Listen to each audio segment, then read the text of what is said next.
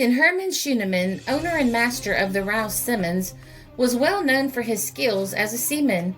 The big gale of 1889 had broken the mast of every schooner on Lake Michigan except the Rouse Simmons.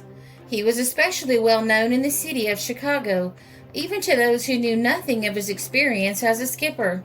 It was the Rouse Simmons that brought Chicago her Christmas trees each year. Consequently, it was known to the public as the Christmas ship, or the Christmas tree ship, or even the Santa Claus ship. When timber companies had left Michigan's Upper Peninsula, they left it bare. In place of the forest were millions of pine and balsam second-growth trees, just the right size for Chicago's Christmas trees. With a shipload of such saplings, Schuneman left Thompson Harbor just southwest of Manistee, Michigan, at noon on November 25, 1912. He had sent word to Chicago that he would arrive early on November 27th, but that estimate was based on an unwarranted assumption. Schuneman assumed that nothing unusual would happen aboard the Rouse Simmons that he as skipper could not handle. At noon on November 26th, the United States Life-Saving Service Station at Sturgeon Bay, Wisconsin, spotted the Rouse Simmons proceeding rapidly southward along the west shore of Lake Michigan. The Rouse Simmons was flying distress signals. She was making good time, and the men at Sturgeon Bay Station didn't see any hope of catching the speedy schooner that was calling for rescue. The Sturgeon Bay Station notified the Kewanee Station 25 miles south. There, the lifesavers headed out into the lake in one of their large surf boats. They saw the Rouse Simmons. Then a veil of heavy mist descended upon her. She disappeared. They continued toward her. They continued until it was apparent that the Rouse Simmons was no longer there. The Rouse Simmons never arrived in Chicago. Lake Michigan was going through one of the worst storms they'd had in years at the time. A raging sea with treacherous squalls and shifting winds imperiled a number of lake boats bound for Chicago and swept away probably the last vestige of hope that the three-masted schooner Rouse Simmons, with its crew of 16 men and cargo of Christmas trees, would sail safely into Chicago's harbor. The roaring waves were driven by a 50-mile-per-hour gale that first burst upon Lake Michigan in all its fury from the northwest, and then, with suddenness, veered to the southwest. While watchers peered through spyglasses for a glimpse of incoming vessels, and relatives of the crew of the missing Rouse Simmons kept their vigil, Lake Michigan hurled hundreds of Christmas trees on the bleak shores near Sturgeon Bay. The waves had torn them from their fastenings, and they drifted in broken heaps. An unidentified body, believed to be that of a member of the crew of the steamer Rouse Simmons, was found on the beach near the life-saving station at Pentwater on Lake Michigan. Wreckage from a boat, believed to have been the Rouse Simmons, also came ashore near Pentwater. However, on December 14, 1912, the story of the fate of the Rouse Simmons, Chicago's missing Christmas ship, was washed up out of the lake. It came as a farewell message from the despairing crew. It was found in a bottle floating on Lake Michigan. The message bore the signature of Herman Schuneman, master of the Rouse Simmons. It was picked up by a fisherman off Sheboygan, Wisconsin. The letter, written on a torn sheet of paper, tells in graphic language the story of the last hours of the schooner and her crew of 16 men. It reads, "Friday. Everybody, goodbye. I guess we are all through. Sea washed off our deck load on Thursday.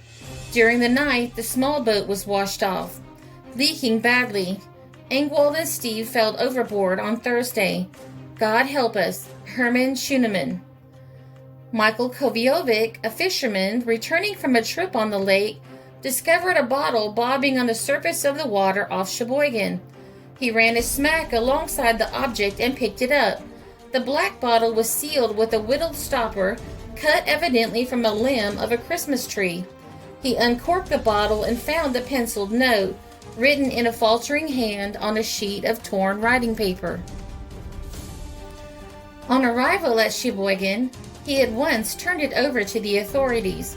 United States Marine officials at Milwaukee, who were communicated with today, sent the news to Chicago. The date Friday is believed to mean a week ago today, December 6th. This would fix the day of the Rouse Simmons doom, probably as December 3rd, just when every effort was being made to locate the missing vessel, and when the storm on the lake was at its height. Ingwald and Steve, referred to as having been washed overboard on Thursday, were sailors among the crew of the Rouse Simmons.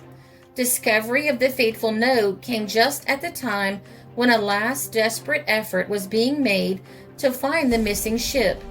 The revenue cutter Tuscarora was awaiting orders in Milwaukee from Secretary of the Treasury McVeigh in answer to an appeal to permit the cutter to start on a cruise of the northern lake waters in search of the Rouse Simmons. The Christmas trees recovered were sent to the widow of Captain Schuneman. Commercial fishermen, some 10 years after the disappearance, pulled up in their nets a waterlogged wallet, the wallet of Captain Herman Schuneman. Reports were published by local newspapers on December 21st, 1917, indicating the Rouse Simmons was still afloat, sailing Lake Michigan 5 years after she was presumed lost. Patrols and sentries along the lake shore reported seeing the Christmas ship in the offing at daylight today. Then, on August 20th, 1919, 7 years after their presumed loss, newspaper readers were told of the following yet unexplained sighting: that the hulk of an ancient ship reported by the SS Carolina to be drifting about in Lake Michigan a few miles from Chicago might be the ghost of the missing Rouse Simmons, the Santa Claus ship that went down in a gale in 1912, released from Davy Jones' locker by a caprice of nature, was declared impossible today by Captain John Anderson of the Coast Guard. He is on the lookout trying to solve the mystery of the derelict, which was reported by wireless from the Carolina last night. The Coast Guard immediately attempted to discover the derelict, but the heavy mist hanging over the water prevented finding it. It was then thought the wreckage might be part of the Rouse Simmons, the Christmas tree ship that went down off Chicago with 16 persons on board. But since 7 years have elapsed, authorities pointed out that no ship would have floated about the lake without being sighted. In 1971, the wreck itself was discovered by scuba diver Gordon Kent Bellrichard from Milwaukee. Bellrichard was searching for the Vernon, a 177-foot, 700-ton steamer that had sunk in a storm in October 1887, and had been told about an area in which local fishermen had frequently snagged their nets. When his sonar appeared to have located something, he dived down to a shipwreck on the bed of the lake 172 feet below. Despite his light failing, Bellrichard managed to survey the wreckage with his hands and concluded that he had instead found the Rouse Simmons. A forensic study of the wreck suggested that the ship had steerage and was sailing for shelter when it sank. The mizzenmast snapped off above the deck, and the upper portion was not located. The mainmast was found forward and to the port side of the wreck, with the base missing.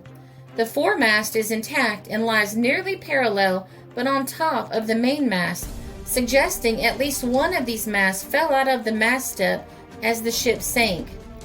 Many of the trees are still in the ship's hold, though 2 were extracted and shown as exhibits.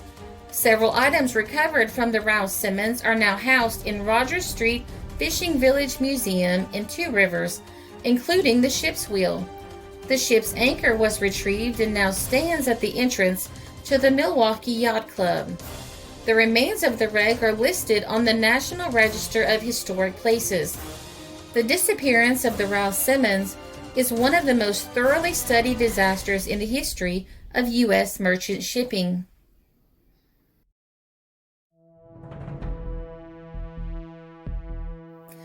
The story was covered in the Chicago Daybook, December 1912, the Malta Enterprise, December 12, 1912, and the Cairo Bulletin, December 15, 1912.